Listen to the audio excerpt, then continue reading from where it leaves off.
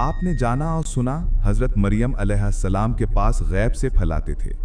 हमने देखा कि हज़रत आसिफ बिन बरखिया ने एक लम्हे में मलका बल्कीस का तख्त हाजिर कर दिया। दोस्तों, आगे हम ये सब जानेंगे। हजरत का वाक़या, हजरत सुलेमान अलैहिस्सलाम के वजीर हजरत आसिफ बिन बरखिया का वाक़या एक बाकरामत वली की रूहानी कुव्वत का वाज़े सबूत है। जब हजरत सुलेमान अलैहिस्सलाम ने मलका बल्कीस का तख्त अपने दरबार में तलब किया तो आसिफ बिन बरखिया ने, जिनके पास किताब का इल्म था, अपनी जगह से हिले बगैर आंख झपकने से भी पहले वो तख्त हजारों मील दूर से हाजिर कर दिया।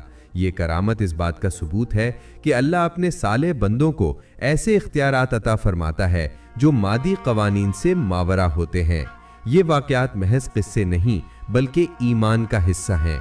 ये हमें ये सबक देते हैं कि जब किसी मुस्तनिद हवाले से किसी वली की करामत साबित हो जाए तो उस पर शक करना औलिया के साथ साथ अल्लाह की कुदरत का भी इनकार है। हजरत उमर फारूक रजी अल्लाह अन्हो की करामत। खुतबा जुम्मा के दौरान हजरत उमर फारूक रजी अल्लाह अन्हो ने सैकड़ों मील दूर जंग में मसरूफ अपने लश्कर के सिपा सालार हजरत सारिया रजी अल्लाह अन्हो को मुखातिब करते हुए बा आवाज बुलंद फरमाया, या सारिया तल जबल, ए सारिया पहाड़ की पनाह ले लो।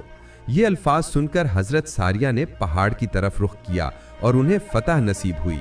ये वाक़या इस बात की दलील है कि अल्लाह ताला अपने मुकर्रब बंदों को आलम गैब में तसर्रुफ का इज़्न अता फरमाता है। इस अमल का मकसद किसी ज़ाती नुमाइश के बजाय मुसलमानों की नुसरत और फतह था, जो ये साबित करता है कि करामात सिर्फ मुआशी या ज़ाहरी नौइयत की नहीं होती, बल्कि उन्हें जंगी हिकमत अमली और मुसलमानों की मदद के लिए भी जाहिर किया जा सकता है।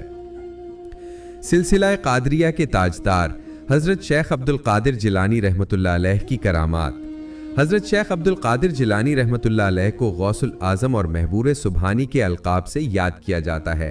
उनकी ज़िंदगी करामात से भरपूर थी, जो उनकी पैदाइश से ही शुरू हो गई थीं। पैदाइशी विलायत और बचपन। आप पैदाइशी वली थे। ये करामत बहुत मशहूर है कि आप रमज़ानुल मुबारक के दिनों में दिन भर अपनी वालिदा का दूध नहीं पीते थे। मजीद ये कि आपने बचपन में ही कुरान के 18 पारे सुना दिए थे, जिन्हें उन्होंने दौरान हमल अपनी वालिदा से सुनकर याद किया था। मन्ने का मुर्दा बच्चा। आपने एक वालिदा के मुर्दा बच्चे को जिंदा किया, जिससे बेशुमार कुफार आपके दस्ते हक पर इस्लाम ले आए। ये वाक़या रूहानियत और तबलीग के गहरे ताल्लुक़ को वाज़े करता है।